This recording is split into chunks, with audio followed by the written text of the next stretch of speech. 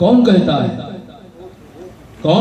ہے ولی کی بارگاہ خدا تک نہیں ہے، ولی کی بارگاہ خدا تک نہیں ہے؟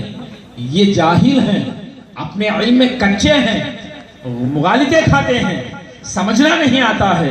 کیوں؟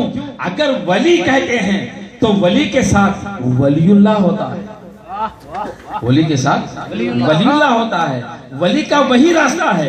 ان الذین آمنوا وعملوا الصالحات، جو صاحب ایمان ہیں اور اچھے عمل کرتے ہیں، وہ خدا کے دوست ہوتے ہیں۔ قرآن یہی بتا رہا ہے خدا کے کیسے دوست ہوتے ہیں، خدا کے کیسے دوست ہوتے ہیں۔ اب دیکھیے، میں آپ سے دوستی کرنی ہے، مجھے آپ سے دوستی کرنی ہے تو سب سے پہلے میں آپ کو منانا پڑے گا، میں آپ کو منانا پڑے گا، سمجھانا پڑے گا، یا کچھ چائے پانی اچھا برا کھلانا پڑے گا۔ دوستی کرنا ہے بھائی، دشمنی کے لیے نہیں۔ ایک کپل میں جو دشمنی ہو جائے گی، سرے بازار بلاؤ کھپڑ لگاؤ، دشمنی ہو جائے گی، سوال ہی پیدا نہیں ہوتا۔ مگر دوستی کے لیے گھر کے چکر لگانا پڑے گا، گلیوں میں جانا پڑے گا، چائے پانی پینا ہے کہ نہیں؟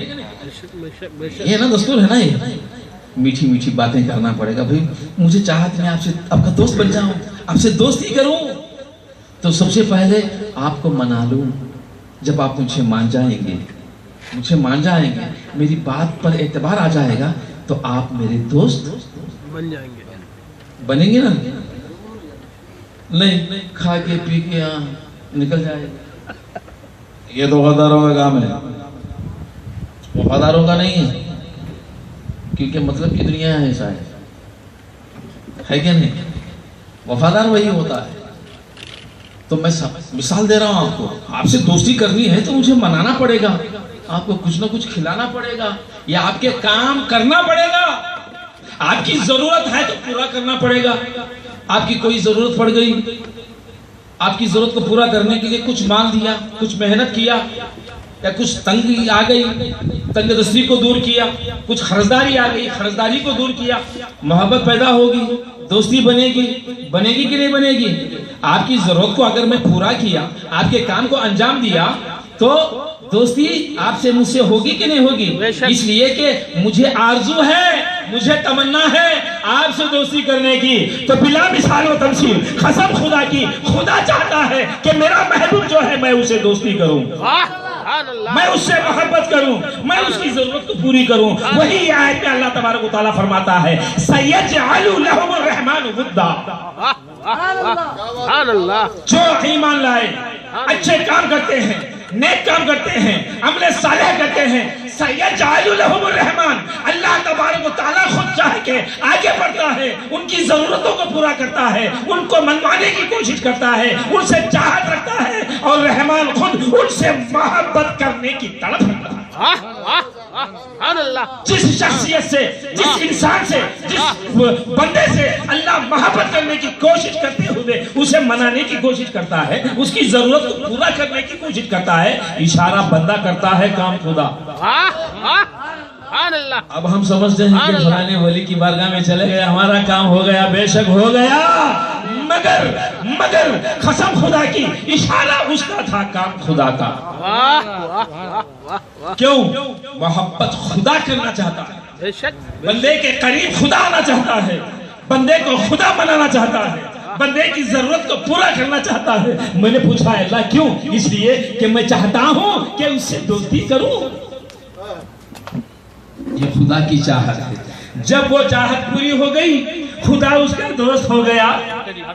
اب اس بندے کا کہنا کیا کہنا، اس بندے کا کہنا کیا کہنا، جیسی جیسی خدا کی عطا، جیسا جیسا خدا کا دین، جیسی جیسی خدا کی رحمت، بندہ ویسا ویسا اعلیٰ، کوئی صدیق بن گیا، کوئی غوث بن گیا، کوئی قطب بن گیا، کوئی چشتی بن گیا، کوئی بندہ نواز بن گیا، جیسی جیسی اس کی عطا، بندہ ویسا ویسا درجے میں اعلیٰ۔ بات سمجھ میں ہے؟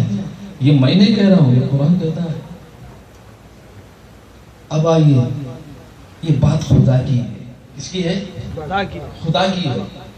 تو ولی اسی کو کہتے ہیں جس سے خدا محبت کرنے کی چاہت رکھتا ہے. ایسا نہیں اب یہ لوگوں کی طرح وہ کام کر کے ولی بنے، ہمیں بھی وہ کام کر کے ولی بنیں گے، ولیوں سے بھی بڑے بن جائیں گے. آج کل کے لوگ ایسے بھی ہیں کہ نبیوں سے بھی بڑے بنتے ہیں.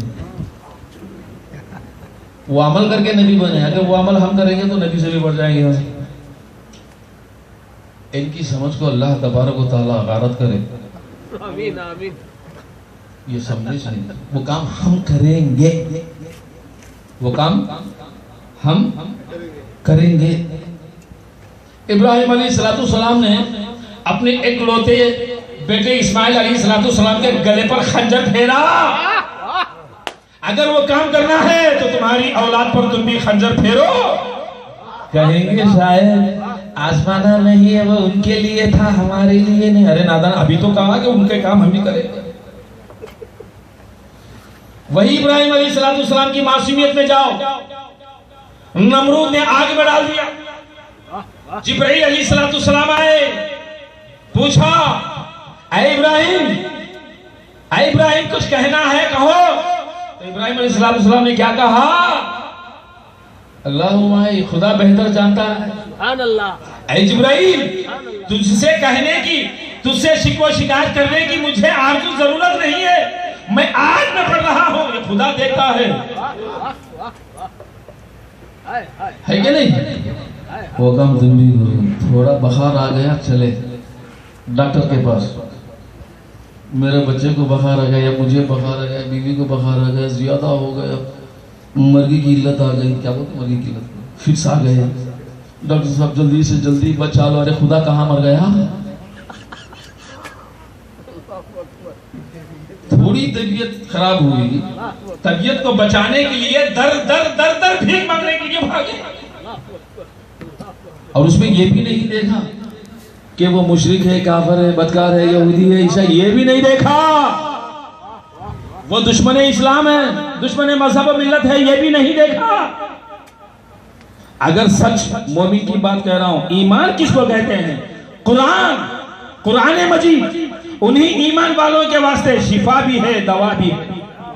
جب قرآن تیرے ہاتھ میں ہے، قرآن پر تیرا عمل ہے، تیرے ایمان کا دعویٰ ہے، تو قرآن خود اس بات کی دلالت کرتا ہے شفاء و رحمت للعالمین. مومنین، قرآن مومنوں کے لیے رحمت بھی ہے، شفا بھی ہے. پر شرط یہ ہے کہ تو مومن ہو. ہر بیماری کی دوا قرآن ہے. 1000 بار نہیں، 1,00,000 بار قرآن پڑھ کر ایک معمولی بخار کو دور کر کے بتاؤ ہم مانیں گے تو مومن ہے. ارے جب مومن نہیں ہے تو باتیں بڑی بڑی کیوں کرتے ہیں؟ کیوں کرتے ہیں؟ بند کر ڈالو مستشفیاں، طبیبیں چھوڑ ڈالو، سارے دکتروں حکیموں کے دروازے بند کر ڈالو. تمہارے طبیعتوں کو اپنے آپ قرآن مجید سے بچانا. کیوں نہیں بچاتے؟ کیا قرآن پر ایمان نہیں ہے؟ لیکن قرآن نے شرط رکھا ہے. کیا رکھا ہے؟ شرط رکھا ہے للمؤمنین، صرف مومن کے لیے. کس کے لیے؟ صرف مومن کے لیے. اگر قرآن تجھے شفا نہیں دیتا تو یقین کے ساتھ کہیں گے کہ تو مومن نہیں ہے.